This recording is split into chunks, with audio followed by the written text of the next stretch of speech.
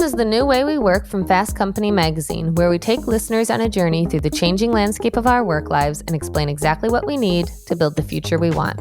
I'm Fast Company Deputy Editor Kathleen Davis. On September 30th, billions of dollars of pandemic-era childcare funding ran out, the so-called childcare cliff. Some childcare providers, many of which are small business owners, said that these funds helped keep their centers afloat. The sudden lack of funding means that some childcare centers will have to raise their prices or close altogether, and then those higher rates mean that lower-income parents won't make enough money to cover the cost of childcare, which means that they'll have to pull their children out and quit their jobs. Higher costs and lower enrollment then force the childcare centers to close, which means that the remaining parents will then either have to scramble to find childcare or quit their jobs as well. In other words, not only will the end of government aid and childcare funding impact the children and the care providers, but it has the potential to be a significant blow to the overall economy as women's workforce participation is likely to decline. Remember that when the pandemic first hit and most care was shuttered, more than 5.4 million women left or lost their jobs. Another victim of the funding cuts are childcare workers who may see their already low wages cut in the name of cost savings or lose their jobs altogether if their daycare centers they work at close. But in a moment in time when workers across industries are mounting high-profile union drives, the childcare industry has seemingly remained out of reach for many organizers. Why is it so difficult for childcare workers to unionize? What do the challenges for this industry mean for other low-wage workers? And what other obstacles does childcare in the U.S. face? Fast Company staff writer Pavithra Mohan has been covering the childcare crisis and recently wrote about why the industry has been so difficult to change. Pavithra, thanks so much for joining me. Thanks for having me. Okay, so let's first start at what's happening in the childcare industry overall. We've covered the recent funding cuts and the so-called childcare cliff, and you spoke to a childcare provider in rural Wisconsin. What did she tell you? Yeah, so going back a little bit to what you mentioned previously, I think the pandemic was this sort of turning point, or it seemed like it might be this turning point, and that this industry would get a lot of, much needed investment. There was a $24 billion investment made in childcare, but that ended last month. And it doesn't seem like there are signs of new funding coming down the line, even though it's very much needed. So, 70,000 centers might close, more than 3 million kids could potentially lose care. And so I think when I spoke with this provider, her name's Corinne, and again, she's based in rural Wisconsin, she really emphasized how important that funding was to not only get through the pandemic, but also just to reinvigorate the space. It shouldn't be seen as investment that was needed solely because of the pandemic. And I think what we're seeing now is that it is sort of being treated as, oh, that was pandemic era relief, and now the childcare industry should be back up on its feet.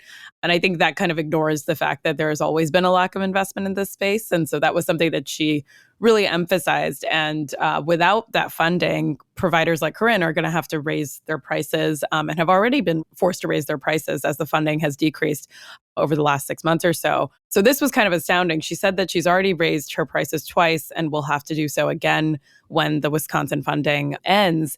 And between June 2023 and February 2024, she will have raised prices $60 per kid per week, which is really remarkable. And it's not, families can't afford this. And so that was something that she really, really emphasized when we spoke. And an estimated 16,000 places or so closed, I believe, in the first 2 years of the pandemic. So I think we are going to start to see more and more organizations shut down as a result of this.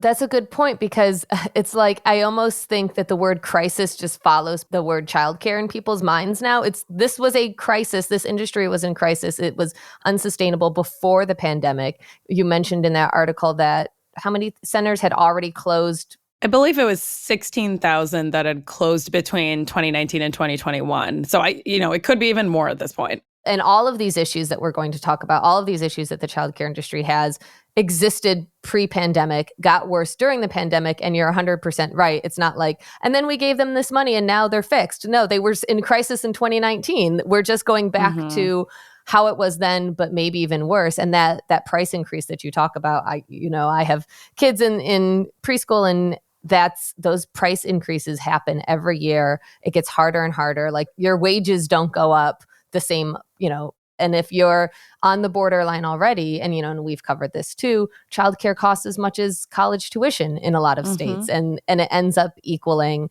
and this is something I highlighted at the beginning of the show, ends up equaling the take-home pay of a lot of parents. And then they have to make the decision to leave the workforce, drop out of childcare, hurts the economy bigger. It's just this like snowball of a problem. Absolutely. Kind of the universal thing that we hear about the childcare industry so much is how low the pay is. Can you break down, because we're just talking about like tuition keeps going up. It's so expensive. Can we break down, and we've talked about this on the show before, but I feel like this is something we need to like keep reminding people, because I feel like they're like, oh, well, if prices are high, then why are the teachers paid so low? Yeah, right. It's this weird paradox, I think, where childcare is expensive for parents and families, but it's actually not compensating childcare providers fairly either. I mean, I think a lot of it just comes down to the cost of labor. I mean, labor is the primary expense when you're running this kind of a business. And I think specifically the ratios that are needed when you're caring for, kids under the age of 5. I think that's something that people don't entirely realize. And that's where traditional schools are maybe not the best point of comparison, because they're not being forced to abide by those ratios. And the answer is obviously not to put more kids in the room. If you're faced with this issue of not being able to make ends meet as a childcare provider, I think the only response is to raise tuition. And so then you're putting that cost on the parents and families. So yeah, I think the labor costs are probably the biggest issue. And these margins being really slim, I think, is also something that contributes to the poor pay, because anytime there are these major fluctuations in enrollment, which we saw during the pandemic, a lot of daycares had to shut down or temporarily close because they just couldn't afford to operate when they had such low enrollment. So that makes it very hard for these businesses to stay afloat. And I think that's where we see how wages can get depressed, because they are forced to let people go or lower wages even. And then I think the biggest reason for this is just this lack of federal funding and support that we do see for public schools, for example. And so often the result is providers like Corinne, who I mentioned earlier, they're not even paying themselves properly when they don't get that kind of investment. She actually noted that people like her have been sort of subsidizing the industry themselves all these years, which I thought was really compelling. And so I think it all kind of comes back to federal investment when we're talking about childcare. But I do think that is one of the big reasons why wages are so depressed. Those are a lot of great points, because it's true. Public school teachers are famously not paid very well either, but public schools do get federal funding. And so that helps offset the cost a little bit. And then the other thing that's interesting, and we're about to talk about the labor movement and organizing within this space and why it's difficult, is that unlike maybe Amazon, for example, where we know the people who own the company are making a lot of money, we know that the executive level is making a lot of money, the owners of these childcare businesses are not fat cats that are raking it in and paying their workers hardly any money. They're also not making very much money. Yeah, right. And so that makes it really difficult when you're trying to organize this space. When you're going after $1 trillion company that can absolutely afford to pay its workers more than $15 an hour, I think that's a completely different conversation. And it's not to say that that isn't a challenge. I mean, as you mentioned, Amazon, Starbucks, we've seen how union drives at these places have gone, and some have been more successful than others. But I think it's just a different calculus. I think there's something sort of psychological here too, where it's difficult to organize at a childcare center when you know that the person running the center is struggling almost as much as the people they're employing to keep things afloat, to make ends meet. So I think there's a component of it that's just really challenging. And I think a lot of people in this space, they're in it because they care deeply about children. They feel really passionately about the work. So I think there's maybe also this psychological barrier to organizing in that way. But I think there's also these other issues that we have seen come up in other low-wage industries as well, where because of the low pay, there's a lot of turnover, right? The low wages, the ratios, the competition now from other jobs, like retail jobs now pay better than childcare jobs, right? And we saw a lot of industries that actually did quite well during the pandemic where they were able to raise wages, and it's become harder and harder now for these childcare providers to retain employees as a result of that. So turnover is a big issue. The isolation, I think, is an important part of this. And that gets back to this idea of this is a very fragmented space where you have these really large providers that are, I would say, quite rare. But there are a handful of these bigger providers like Bright Horizons, KinderCare, names that people have probably heard. And then you have a lot of these small businesses that are just sort of local daycares. And then you have these home-based daycares, and then you have nannies. And so I think this is a really kind of fragmented space. And that also means that a lot of these workers are isolated from each other, which we know is always a barrier to organizing.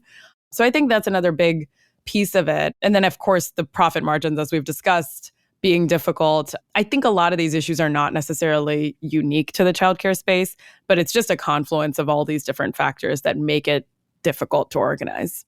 I mean, that's exactly it. And you hear about these other low-wage workers organizing. But again, like you said, it's easier because it's who are you going after?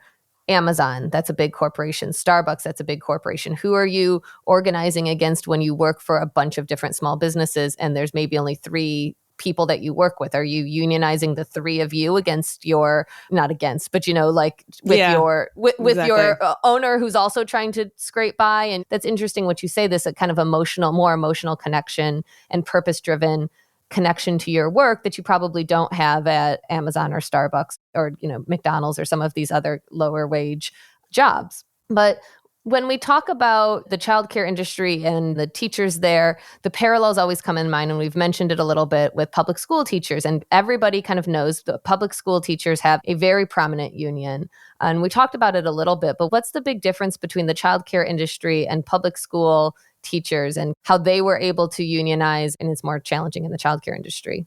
Yeah, I mean, so there's some differences here that really just come down to labor law.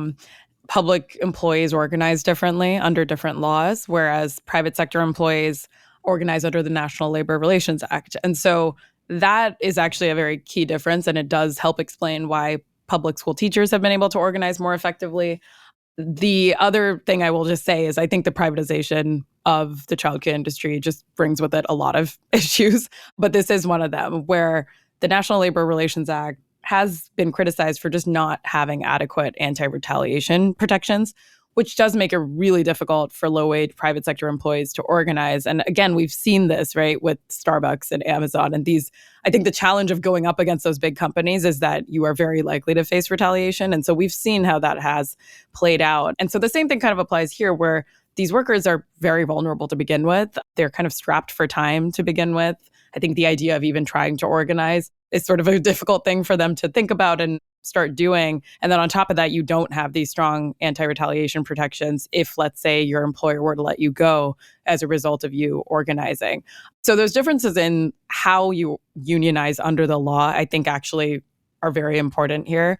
And I think there's also something to the fact that, again, this is a privatized industry and it is not seen as a public good in the way that public education is, right? And so I think that perception also plays into their ability to organize and advocate for themselves. Yeah. When we talk about what's wrong with the childcare industry, it always comes back to that. It's treated as like a private business rather than a public good, which is always, I've said it a million times on the show, like it's just baffling that it's like from birth to 5, like you're on your own. But then we agree that when the kid's 5, it's of the public interest to have an educated and cared for population. But before they're 5, like up to you. It makes absolutely no sense. Yep. It makes yeah. There have been a few cases, though, of childcare workers organizing. Can you explain how that worked, how that happened? Yeah. The thing to note here that's important is that it has been a specific type of childcare worker that's been able to organize in this way. And again, that goes back to private sector laws being just kind of more complicated and difficult. And the fact that this is such a fractured, fragmented space where it would be really difficult to get people to organize across, small businesses, essentially. So the places where we have seen some success with this are the states where they have passed collective bargaining laws that allow family childcare workers to organize and unionize in this way. And so again, when we say family childcare workers, we're talking about people who run a daycare out of their home. These people are really, really key to the industry. I mean, especially in rural areas, you will see largely only family childcare businesses just because it's more difficult to keep these bigger daycares operational. And so these states that have passed these laws allowing these workers to organize, there's only about 11 of them. And at this point, I believe most of them do have collective bargaining agreements with those workers, but it really is specifically for this subset of the childcare industry. So again, like even where we've seen success with these unions, it's not covering the people at the bigger daycare centers or the nannies, for example. So one of the more notable recent union drives was in California called the CCPU, and this was 45,000 childcare workers across California that came together and unionized. I believe it was the biggest union election in decades, which is pretty wild. And so this union, again, it's representing the family childcare workers across California. And I would say like the way that these unions have been able to form and be effective is because they are bargaining with the state. And so these employees are essentially saying, we should be seen as public employees because we do take subsidies from families that are lower income. And so in that way, they're able to kind of classify themselves as public employees. But again, the downside here is that it really only applies to this subset of workers, which doesn't cover so many other people in the space. Are there other industries that have faced similar challenges? I'm thinking of home health workers or domestic workers that face similar challenges. And then in those situations, what can be done in the absence of kind of formal unions? I think domestic workers are a really interesting example because they do not have any federal labor protections. They sort of fall between the private sector worker that can organize under the National Labor Relations Act and, let's say, the public sector employee. And I think as a result of that, they've actually been able to organize in interesting ways. The National Domestic Workers Alliance is, of course, sort of the primary advocacy group. And Ai-jen Poo, who leads that organization, has been able to make some really interesting strides that I think they wouldn't necessarily have been able to make if this group had not been carved out of federal labor law. And so they've been able to get the Domestic Worker Bill of Rights passed to help secure basic labor protections, minimum wage, overtime, that sort of thing. And several states have already adopted that. I believe they're also trying to pass it at the federal level. But I think that's an interesting example of how you can sort of work around the lack of federal labor protections, I should say. And I think actually what happens with childcare workers in a way is they're neither here nor there. So nannies do fall into the category of domestic workers, as far as I know. So some of them can get protections through that. And then we have, of course, these family childcare workers that have organized with the state. But I think some of the other workers who are in these daycare centers who are really seen as private sector employees, their options end up somewhat limited in terms of how they can organize. There is one example, though, that is interesting. In New Mexico, there is a nonprofit group called Ole that has tried to organize childcare workers, but I think they started as trying to unionize, and then they sort of pivoted to policy advocacy because they did find unionizing more difficult. And they've actually brought parents into the fold. They've managed to make some interesting headway despite not being a union, and despite not being able to organize in some of these other ways that we've talked about.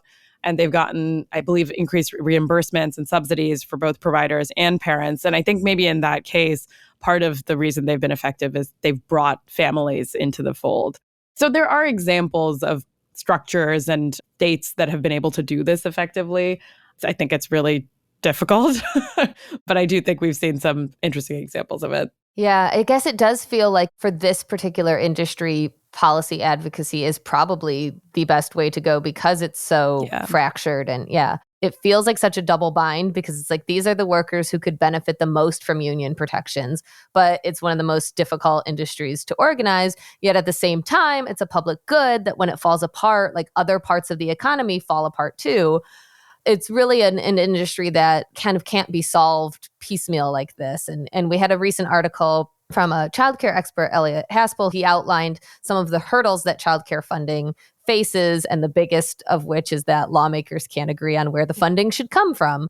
What are some of the other hurdles that this faces? And is there anything that workers or providers or advocates that you've talked to? I know you mentioned the Ole group in New Mexico. Anything that they're doing, other kind of like ways to to fix this problem? It's so tough because it always kind of comes back to we need federal investment. And I think we saw how that actually was effective during the pandemic and how so many of these organizations were able to stay afloat during that period. But I don't know that, I'm not sure that there's a way around that. I think as much as we can sort of push for and advocate for the right policy changes, it's sort of hard to make progress beyond a point without that.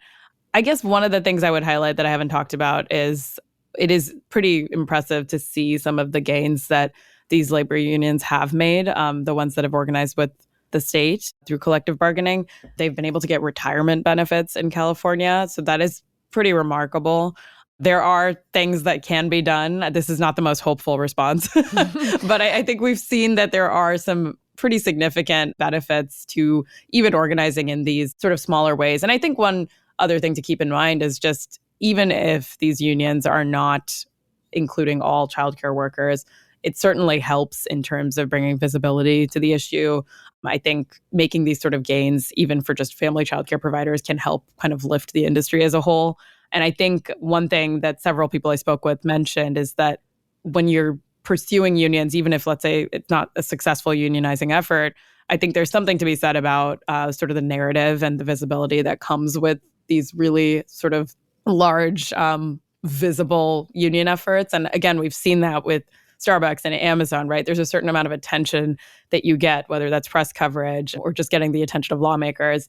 I think there's something to be said about that and about there being, even if the end result may not be what we want, I think there's a reason to pursue these efforts to try and organize in ways that feel reasonable and within reach in these industries. So yeah, I don't know if that totally answers your question, but but I think there's a lot of hurdles, but we can do our best. It's something that you mentioned in the New Mexico incidents, and it's also something that Elliot mentioned in his article, which is more parent advocacy. Like, parents have not taken to the streets on this issue in the same way that we took to the streets on abortion access or gun control. Part of me is like, it's because we're tired and busy. It's the same kind of like reason why childcare workers don't kind of have the time to organize. Parents of small children who are working and trying to scrape by do not have the kind of the time to organize. But that parent advocacy, especially when it's like showing lawmakers that this is a voter issue and that you will vote for the candidate who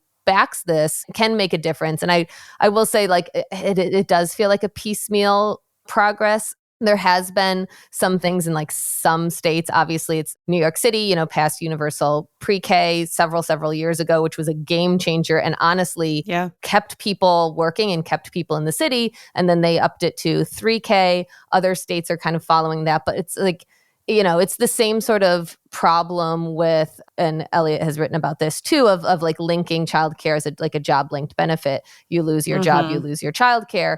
Oh, it's great if you happen to live in New York and you get free pre-K, but if you live in New Jersey, you don't. It's this like a solution for some and not for all. And what we need is a solution for all. Right. I mean, I think that also explains why, putting aside the fact that, as you said, parents of children under 5 are just exhausted. And I think that is actually a big reason why it's been hard to get more sort of parent advocacy in this space. But I think, again, yes, it's a really fragmented space. And so I think you have the parents of kids who have nannies, you have parents who are putting their kids in daycare centers, you have parents who are putting their kids in pre-K programs, which are actually an interesting part of this as well, because those do get sort of swallowed up by the public school system, right? And so they do actually get public funding. And so that creates this other wrinkle where you do have some of these childcare workers that are being covered by the public model, so to speak. But yeah, I think it's just really difficult in a space that is this sort of diverse. I think it's hard on both the provider side and the family and parent advocate side. And I think that that explains why it's been so difficult to make headway here, putting aside the federal investment piece of it, which I think we should come back to as being kind of the root of the issue. Yeah. It's like, what's the hopeful note? What's the to end on? But I guess I will say, and this is like a drum that I've beat for a long time with paid parental leave and paid leave in general, is that a lot of times these issues are viewed as like a parent's issue, a mom's issue, like not my issue. If I don't have kids, why should I care about it? Or if my kids are older, but it's really an economy issue. I highlighted at the beginning of the show, like it's a domino effect. The childcare industry doesn't have the funding. They raise the prices. The kids can't go anymore. The women most likely drop out of the workforce. The economy gets hurt. So this is, we're saying we need more parent advocacy, but I would say we probably just need more overall advocacy. Yeah. It's a business issue at the end of the day. If you want to have employees and you want to have a strong economy, and then you want to have a good future workforce too, learning does not start at 5 years old. You want to invest in early childhood education as well. Yeah. And I think, again, like that has been a lot of the issue historically, is that they are not seen in the same way as other educators. And for some reason, we devalue, early childhood education, which does not make much sense to me. We can look to other countries and see the way that they've approached this issue, right? To see an example of how it can be done differently. So That's going to be our hopeful note to end on, is like, just do better. Just do better, everybody. Pavithra, thank you so much for joining me. You have a really great wealth of knowledge in this space and have broken it down and explained why this industry was in crisis before and especially is in crisis now. Thank you. I hope it made sense. It's a bit of a complicated issue to talk about, especially when we're talking about labor law and whatnot. But thank you so much.